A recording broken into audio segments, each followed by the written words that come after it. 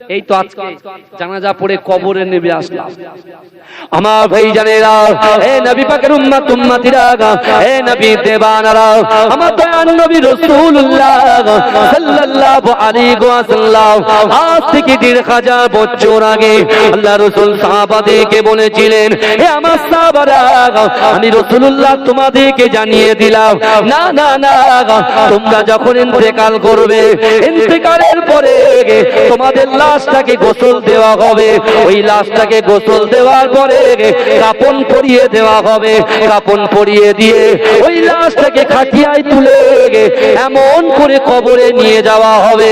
ও আমার সাহাবারা, শোনো শোনো শোনো শোনো, আমি রাসূলুল্লাহ তোমাদেরকে জানিয়ে দিলাম, তোমাদের লাশ যখন কবর পর্যন্ত যাবে, ও আমার সাহাবারা, আমি রাসূলুল্লাহ তোমাদেরকে জানিয়ে দিলাম, ওই কবরটা যখন লাশটা যখন কবর পর্যন্ত যাবে, ওই কবরের পিছন পিছন পিছন পিছন তিনটে জিনিস যাবে। ও যুবকেরা, ভালো করে বোঝার চেষ্টা করেন। এখন আপনি বলছেন, না না না, আমার বাচ্চা আছে, আমার সন্তান আছে, পুত্র আছে, সে এমন করে নিট পরীক্ষা দেবে, সে ইঞ্জিনিয়ার হবে, সে ব্যারিস্টার হবে, আমি ঠিকভাবে নামাজের সময় দিতে পারি না, ব্যবসায় সময় দিচ্ছি, না না না, আমার অর্থের প্রয়োজন। ও যুবকেরা, একটু ভালো করে বোঝার চেষ্টা করো। আমার আল্লাহ পাক রব্বুল আলামিন, ইন্নাল্লাহা আলিমুন খবীর, সব খবর আমার আল্লাহ রাখেন। ও যুবকেরা, বিশ্ব নবী রাসূলুল্লাহ বললেন, ও আমার সাহাবারা, তিনটে জিনিস কবর পর্যন্ত যাবে। এক নম্বর, তুমি যখন ইন্তেকাল করবে, তোমার কবর পর্যন্ত তোমার সন্তান যাবে, তোমার ভাইরা যাবে। দ্বিতীয় নম্বর, তুমি যে সম্পত্তি ক্রয় করেছো, একাট্টা করেছো, একত্রিত করেছো, ধন ভান্ডার বানিয়েছো, ও আমার সাহাবারা, ওই অর্থ সম্পদ তোমাদের লাশের পিছন পিছন কবর পর্যন্ত যাবে। ও যুবকেরা, আজকে এই জান্নাতের বাগানে, আপনাদের গ্রামে এই জালসাতে রাসূলুল্লাহর মুহাব্বত ভালোবাসা অন্তরে নিয়ে আমার যে যুবকগুলো, বাবাজিগুলো, আমার ভাইগুলো সাইডে দাঁড়িয়ে দাঁড়িয়ে ওয়াজ শোনে, কোরআন শুনে, হাদিস শোনে, না না না, আমি তাদেরকে বলতে চাই, আজকে যে কাজটা আপনারা করছেন, এই কাজটাকে আমার আল্লাহ পাক আমলে পরিণত করে দেবে। কিন্তু আজকে আমাদের আশা বেশি, অর্থ চাই, সম্পদ চাই, ইজ্জত চাই, সম্মান চাই, চেয়ার চাই, দোকান চাই, ব্যবসা চাই, বাণিজ্য চাই, কিন্তু আপনি চাইবেন কার কাছে? আমরা চাইবো কার কাছে? দুনিয়ার মানুষের কাছে চাইবো? এই কথা বলেন না। দুনিয়ার মানুষের কাছে চাইবো? দুনিয়ার মানুষের কাছে চাইতে গেলে আপনাকে মাথা নত করতে হবে, তার বশ্যতা স্বীকার করতে হবে।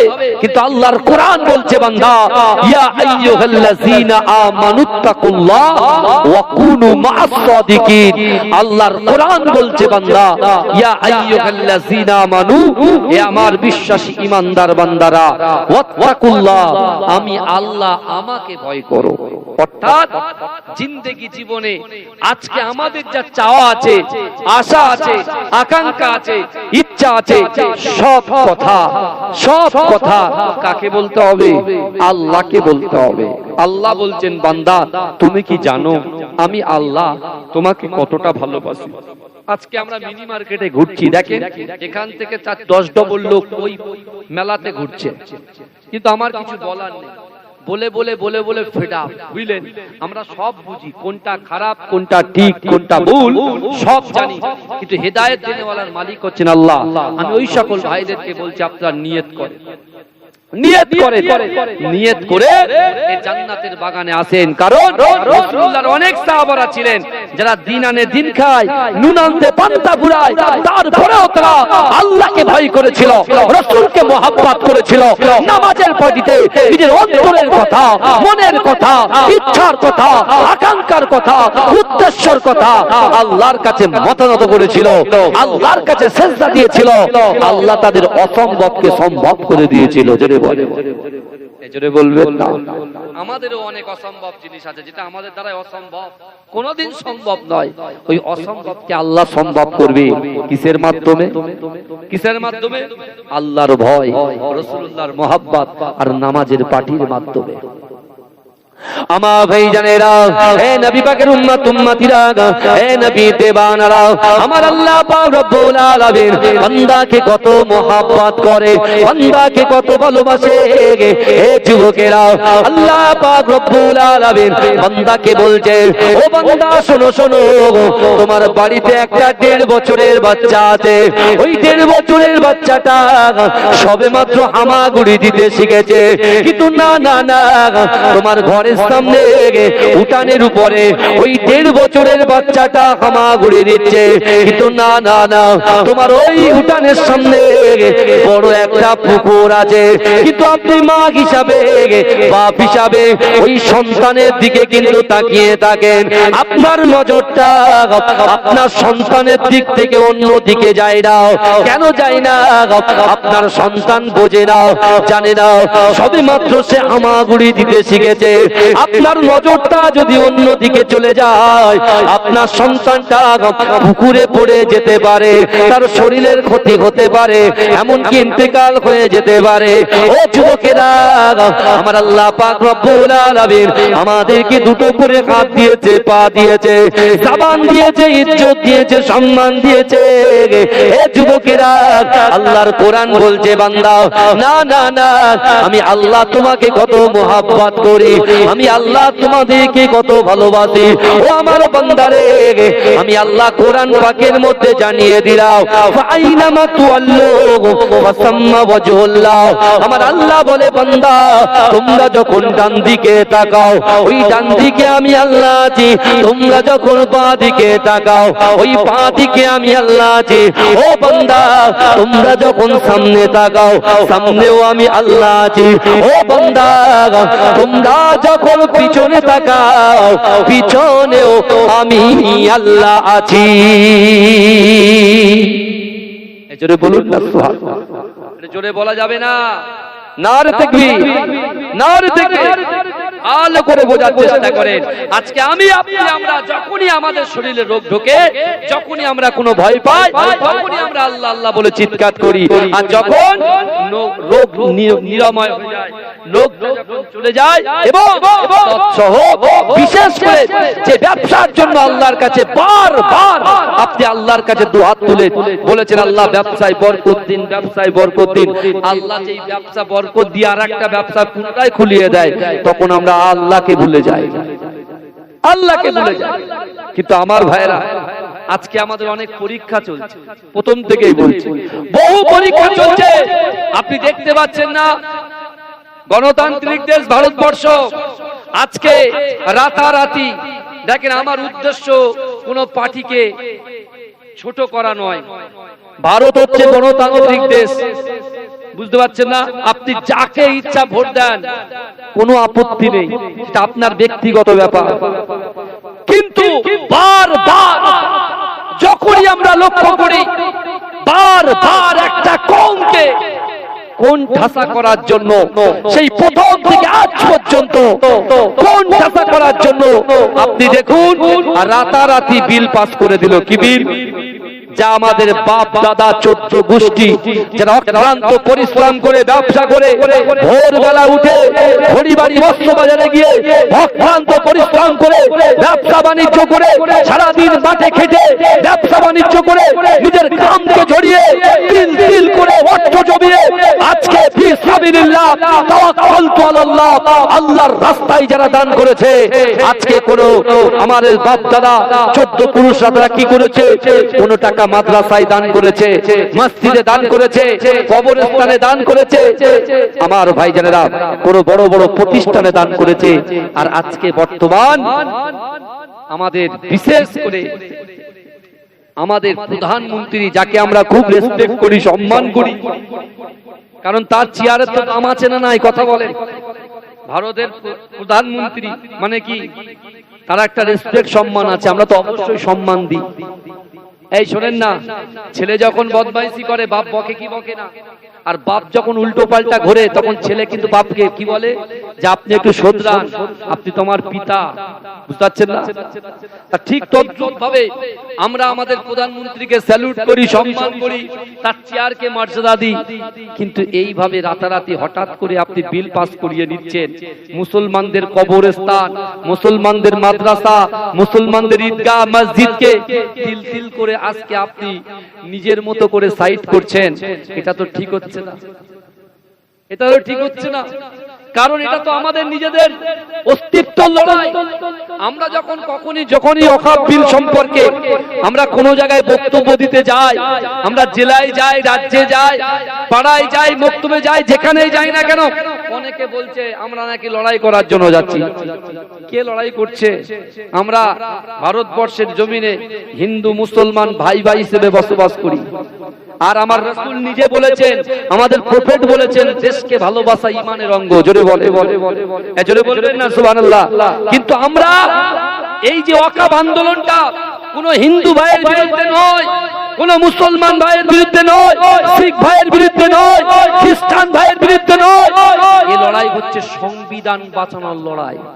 কারণ দেশের একটা সংবিধান আছে, তো কথা বলেন না, সেই সংবিধানকে সবাইকে কি সম্মান করতে হবে, রেসপেক্ট করতে হবে। সেই সংবিধান অনুযায়ী আমাদের চলতে হবে। জোর যার আছে চেয়ার তো পরিবর্তন হবে। আমি চলে যাব, আমার জায়গায় অন্যজন বসবে, আবার সে চলে যাবে, অন্যজন বসবে। কিন্তু আমার ভাইরা, আজকে মুসলমান যুবকদেরকে আমি বলতে চাই, বিশেষ করে আমরা এখন যেন মনে হচ্ছে আমাদের দেখে লোক মনে করছে আমরা উগ্র, ব্যাপক উগ্র। আরে রাসূল তো আমাদের বলেছে, আল্লাহর কোরআন বলছে ইন্নাল্লাহা মা'আস সাবিরিন, তোমরা সবর করো, ধৈর্য ধরো। এই কিছুদিন আগে বিশ্বাস করেন আমি জলসায় গিয়েছিলাম আপনার মেদিনীপুর থেকে আসতে এরা জানে সব। আপনার শেরে পাঞ্জাব রেস্টুরেন্ট আছে না একটা, শেরে পাঞ্জাবের সামনে দাঁড়িয়েছি, শেরে পাঞ্জাবের সামনে দাঁড়িয়েছে, ভালো করে বোঝেন কি বলছি আমি। শেরে পাঞ্জাবের সামনে দাঁড়িয়ে আছি, হঠাৎ করে আমার কিছু হিন্দু ভাইরা ওরা একটা নারা দিতে শুরু করলেন। আমরা ওখানে প্রায় 16-17 জন ছিলাম, নামগুলো বলছি না কারা ছিলাম, কিন্তু ওখানে রেকর্ড করা আছে। শেরে পাঞ্জাবের সামনে তো আপনার এই সিস্টেম আছে, বলেন না, সিসি ক্যামেরায় ধরা আছে। ওখানে দাঁড়িয়ে আছি, ঠিক ফজরের পরে নামাজ আদায় করে এসেছি, সেই টাইমে খুব নারা দিচ্ছে। তখন আমাদের ছেলেরা বলছে আমরা দিই, তাহলে কেন দেবে?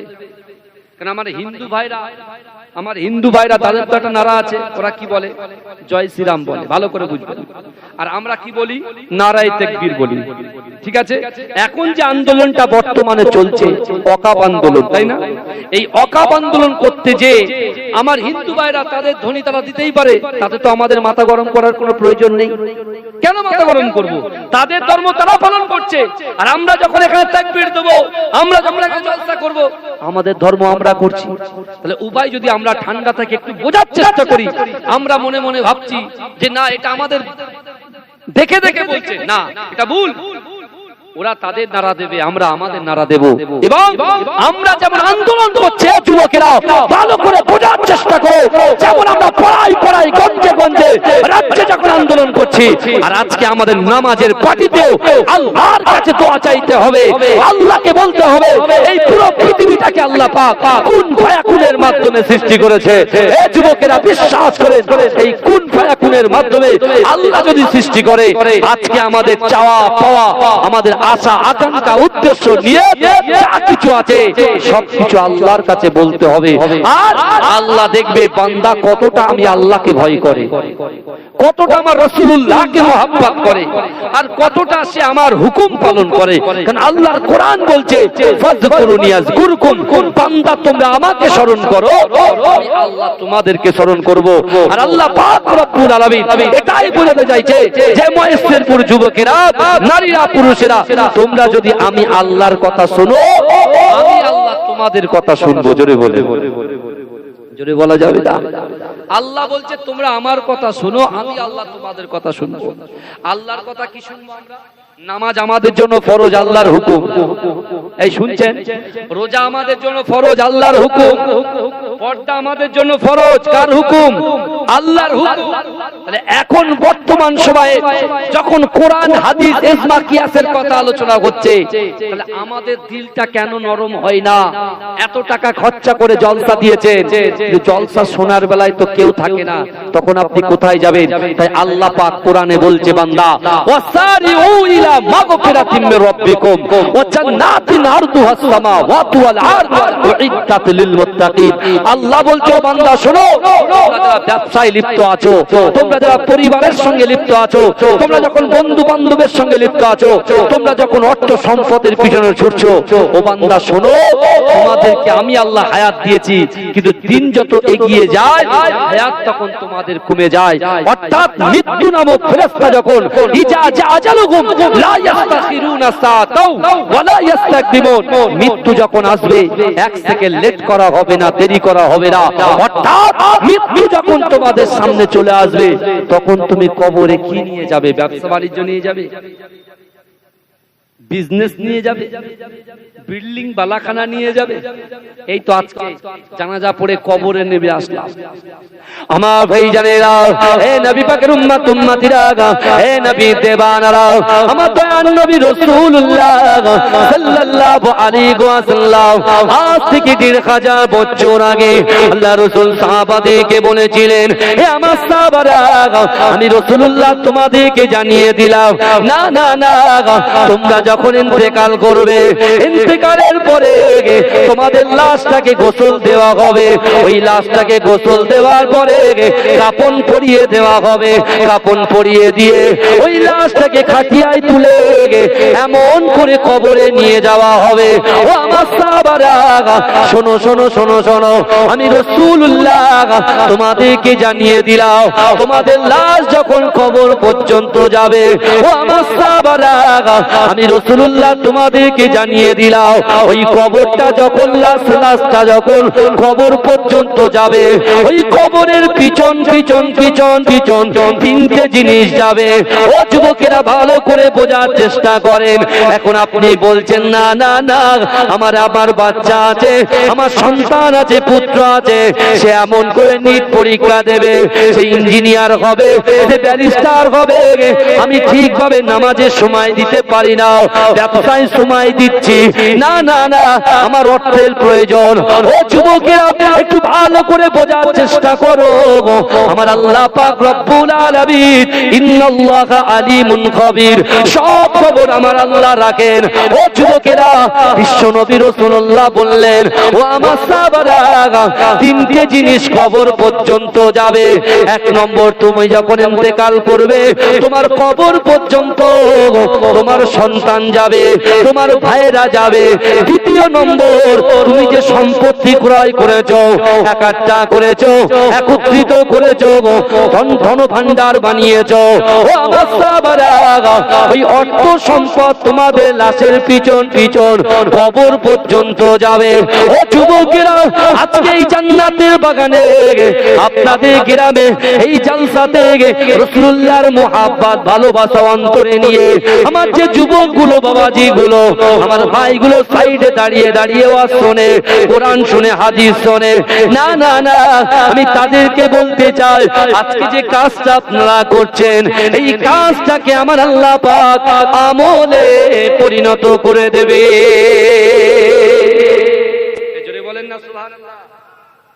আল্লাহ যখন এই কাজটাকে আমলে পরিণত করে দেবে, আপনার লাশটা যখন কবর পর্যন্ত পৌঁছে যাবে, আমলটাও তোমার কবর পর্যন্ত পৌঁছে যাবে। জোরে বলুন না সুবহানাল্লাহ। জোরে বলা যাবে না। রাসূল বলছেন কাদের সঙ্গে? এই কথা বলেন না, কার সঙ্গে বলছেন? সাহাবাদের সাথে বলছেন। আর রাসূল বলেছেন যে আমি রাসূল বলছি, দুনিয়ার এক প্রান্ত থেকে অপর প্রান্ত পর্যন্ত আমার উম্মত উম্মতিদের ভিতরে যদি তারা ভালো করে কোরআনকে ফলো করে, হাদিস অনুযায়ী ফলো করে যদি চলতে পারে, আর তাদের কলিজার ভিতরে, কলবের ভিতরে যদি তিনটে জিনিস থাকে, তিনটে আমল থাকে। এক, কোরআন বলছে ইয়া আইয়ুহাল্লাযীনা আমানুত্তাকুল্লাহ, আল্লাহর ভয়। কোরআন বলছে কুল ইন কুনতুম কুনতুম তুহিব্বুনাল্লাহ ফাত্তাবিউনি ইউহিব্বুকুমুল্লাহ। অর্থাৎ রাসূলুল্লাহর মহব্বত। কোরআন বলছে আকিমুস সালাত, নামাজ নামাজ নামাজ। অর্থাৎ দৈনন্দিন 5 ওয়াক্ত মসজিদের মেম্বার থেকে as-সালাতু খায়রুম মিনান নাওম, ঘুম থেকে নামাজ উত্তম। হাইয়া আলাস সালাহ হাইয়া আলাল ফালাহ, এই ডাকে যারা সাড়া দিয়েছে আমি আল্লাহ পাক ওহুম লা ইফতানুন, তাদেরকে পরীক্ষা করব। আর ওই পরীক্ষায় যদি আমার বান্দা বান্দি উত্তীর্ণ হয়ে যায় আমি আল্লাহ পাক তার অসম্ভবকে সম্ভব করে দেব। এই জন্য বলবেন কত রকম সমস্যা আছে বলুন তো? পারিবারিক সমস্যা,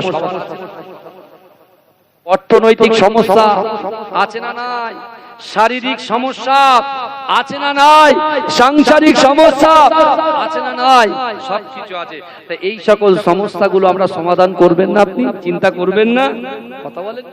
কিন্তু এই সমাধান করতে যে আপনার যে আল্লাহ হায়াত দিচ্ছেন 70 বছর 60 বছর 40 বছর, হায়াতটাকে ফুরিয়ে ফেলছি। অর্থাৎ আখিরাত অর্থাৎ বারজাখি লাইফে যে খাদ্যের দরকার, আমরা আমাদের বাড়িটাকে এসি, আমাদের বাড়িটাকে সুন্দর আপনার নানান আসবাবপত্র দিয়ে ঘিরে রেখেছি, সাজিয়ে রেখেছি, শোপিস করে রেখেছি, সুন্দর সুন্দর জিনিসগুলোকে সাজিয়ে রেখেছি, কিন্তু আসল ঘর তো কবর। এই কথা বলেন না? আসল ঘর তো কবর। তাহলে ওই কবরটা আপনি সাজাবেন না? কবরটা কি দিয়ে সাজাবেন? এই তো আজকে জলসা করছে, 2 ঘন্টা টোটো করে এই মিনি মার্কেটে ঘুরে চলে গেলাম, হয়ে গেল। এর নাম তো জলসা নয়। যারা বাইরের গ্রাম থেকে এসেছে অন্তত পক্ষে 10টা মিনিট সেখানে বসতে পারে। কথা বলেন না? 10টা মিনিট তো বসতে পারে। আপনি তো চাইছেন কি আপনার অর্থের দরকার, আমি জানি।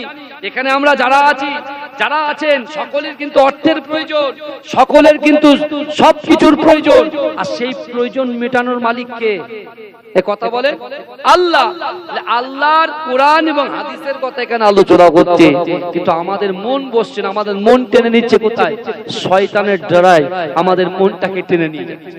কিন্তু আল্লাহ আমাদেরকে এত ভালোবেসেছে, আল্লাহ 4টে কসম খেয়েছে। এই বান্দার জন্য আল্লাহ কসম খাইছে। এই কসম মানুষ কেন খায়? এই কথা বলেন না?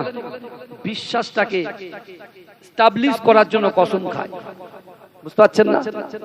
মানুষ কসম কেন খায়? যাতে বিশ্বাসটা আপনার বাড়ে। আল্লাহ পাক বান্দার জন্য কসম খেলেন। কি কসম খাচ্ছেন দেখেন। আল্লাহ কোরআনে বলছেন ওয়াত্তিন ওয়াজ-যাইতুন ওয়া তুরি সিনিন ওয়া হাযাল বালাদিল আমিন। হে যুবক, ভালো করে শোনো, কোরআন তো মানতে হবে। কোরআন যদি আপনি না মানেন আপনি কাফের হয়ে যাবেন, মুশরিক হয়ে যাবেন।